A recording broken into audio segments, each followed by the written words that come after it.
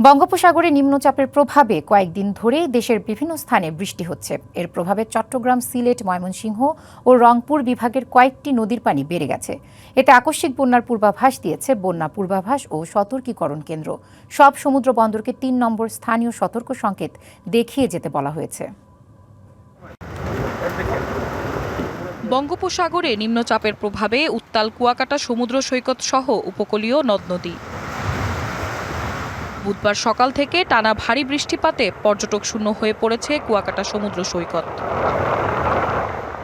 বৈরী আবহাওয়ার সমুদ্রগামী মাছ ধরার ট্রলারগুলো ঘাটে নিরাপদ নোঙর করে রাখা হয়েছে। মৌসুমী নিম্নচাপের প্রভাবে বরগুনা সহ উপকূলীয় অঞ্চলে টানা মাঝারি থেকে ভারী বৃষ্টিপাত অব্যাহত রয়েছে।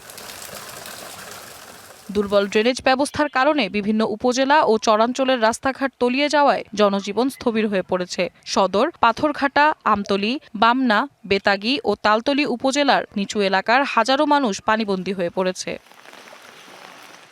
তলিয়ে গেছে ফসলের মাঠ এবং ভেসে গেছে অনেক মাছের ঘের। সমুদ্র প্রচণ্ড উত্তাল থাকায় ঢেউয়ের আঘাতে ১৩ জেলে নিয়ে ডুবে গেছে এফবি মহিমা নামের একটি মাছ ধরার ট্রলার। ১১ জেলেকে উদ্ধার করা হলেও এখনও নিখোঁজ ২ জেলে। বাংলা কিউআর যেখানে নগদ পেমেন্ট সেখানে। সারা দেশে ১০ লাখেরও বেশি মার্চেন্টে নগদে পেমেন্ট করুন খুব সহজে। আষাঢ়ের বৃষ্টিতে ব্যাহত হচ্ছে সিলেটের স্বাভাবিক জীবনযাত্রা। থেমে থেমে হালকা বা মাঝারি বৃষ্টি হচ্ছে। সুরমা, কুশিয়ারা সহ বিভিন্ন নদীর পানি কিছুটা বাড়লেও ছুঁয়ে যায়নি বিপদসীমা। বিভিন্ন নিচু জায়গায় জলজট তৈরি হলেও দীর্ঘস্থায়ী জলাবদ্ধতা দেখা যায়নি।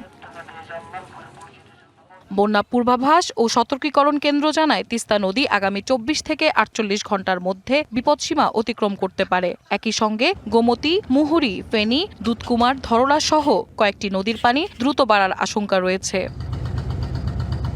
এদিকে সব সমুদ্র বন্দরকে ৩ নম্বর স্থানীয় সতর্ক সংকেত দেখিয়ে যেতে বলা হয়েছে। বঙ্গোপসাগরে অবস্থানরত সব মাছ ধরার নৌকা ও ট্রলারকে পরবর্তী নির্দেশ না দেওয়া পর্যন্ত উপকূলের কাছাকাছি থেকে সাবধানে চলাচল করতে বলা হয়েছে।